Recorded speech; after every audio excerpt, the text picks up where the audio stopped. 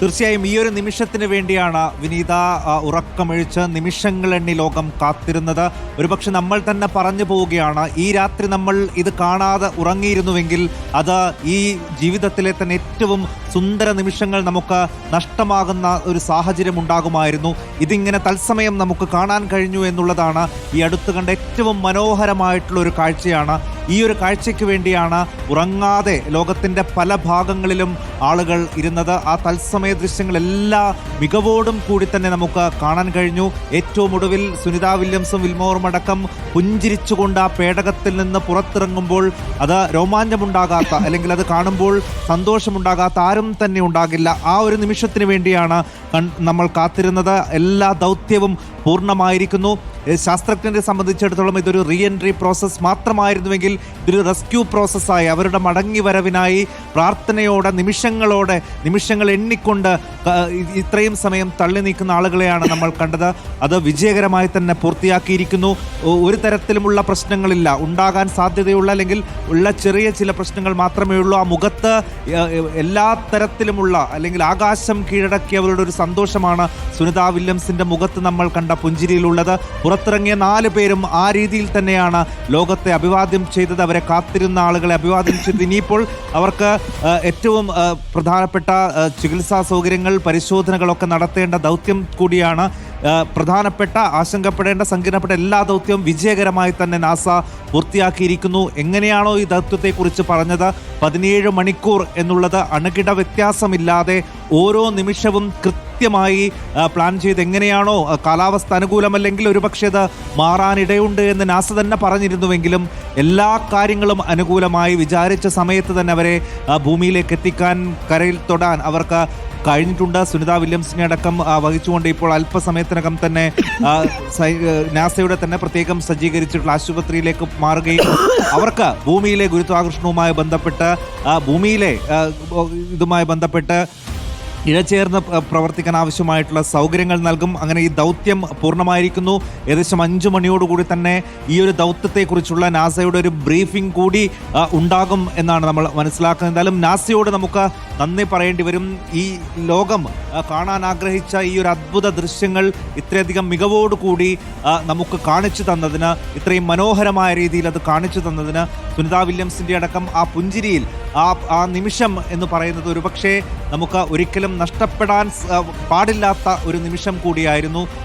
എന്തിനാണോ ഈ ഉറക്കമൊഴിച്ചിരുന്ന് നിമിഷങ്ങളെണ്ണി ആളുകൾ കാത്തിരുന്നത്, അതിൻ്റെ എല്ലാ പൂർണ്ണതയോടും കൂടി തന്നെ അത് അനുഭവിക്കാൻ നമുക്ക് കഴിഞ്ഞു. എന്തായാലും ആ ദൗത്യം അവസാനിച്ചിരിക്കുന്നു. ഇനിയിപ്പോൾ വളരെ വേഗത്തിൽ അവരെ കൊണ്ടുപോവുക എന്നുള്ളതാണ്. ഏറ്റവും ഒടുവിൽ ബുച്ച് വിൽമോർ കൂടി ആ പേടകത്തിൽ നിന്ന് പുറത്തിറങ്ങിയതോടുകൂടി വളരെ സുരക്ഷിതരായി 2024 സെപ്റ്റംബർ 6 അന്നാണ് ബോയിങ്ങിന്റെ സ്റ്റാർലൈനർ പേടകം സുനിത വില്യംസും ബുച്ച് വിൽമോറും ഇല്ലാതെ തിരിച്ചെത്തിയത്.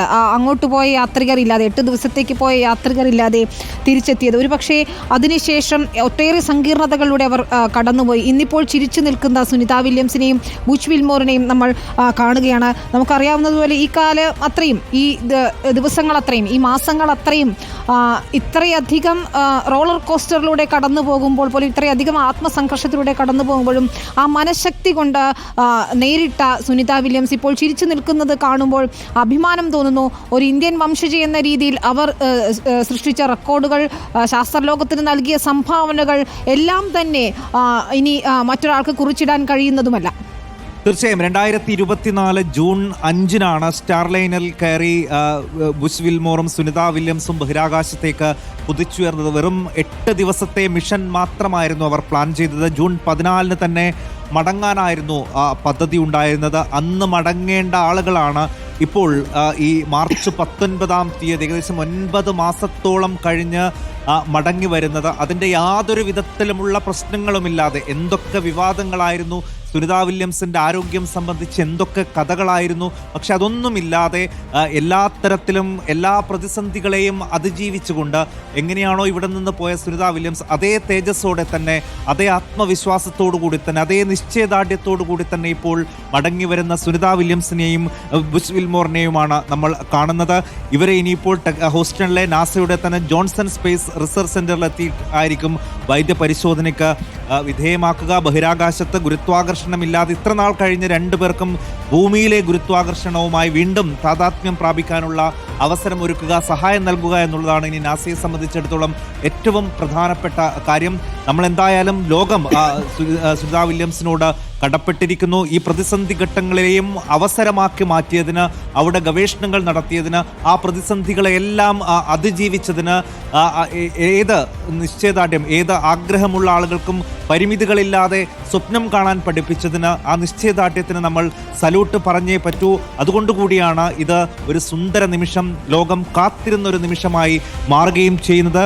ചരിത്രത്തിലേക്കുള്ള ഒരു കാൽവെപ്പാണ് സുനിത വില്യംസും സംഘവും ഇപ്പോൾ നടത്തിയിരിക്കുന്നത്. നാസയെ സംബന്ധിച്ച് അവരുടെ ഒരു സാധാരണ ദൗത്യം എന്നവർ പറയുമെങ്കിൽ പോലും ലോകത്ത് ശാസ്ത്ര കൗതുകികളായിട്ടുള്ള അല്ലെങ്കിൽ ശാസ്ത്ര ഗവേഷകരാകാൻ ആഗ്രഹിക്കുന്ന ആളുകൾക്ക് വലിയൊരു പാഠപുസ്തകം സമ്മാനിച്ചുകൊണ്ടാണ് ഈ ദൗത്യം അവസാനിക്കുന്നത്. 8 ദിവസം കൊണ്ട് അവസാനിക്കേണ്ട യാത്ര 8 മാസത്തിലധികം നീണ്ടുപോകുമ്പോഴും വളരെ സുരക്ഷിതരായി തന്നെ അവർ മടങ്ങിയെത്തുന്നു എന്നുള്ളതാണ് വിനീത്. അതുകൊണ്ട് തന്നെ ചരിത്രത്തിൽ രേഖപ്പെടുത്താൻ പോകുന്ന, ഇനി അങ്ങോട്ട്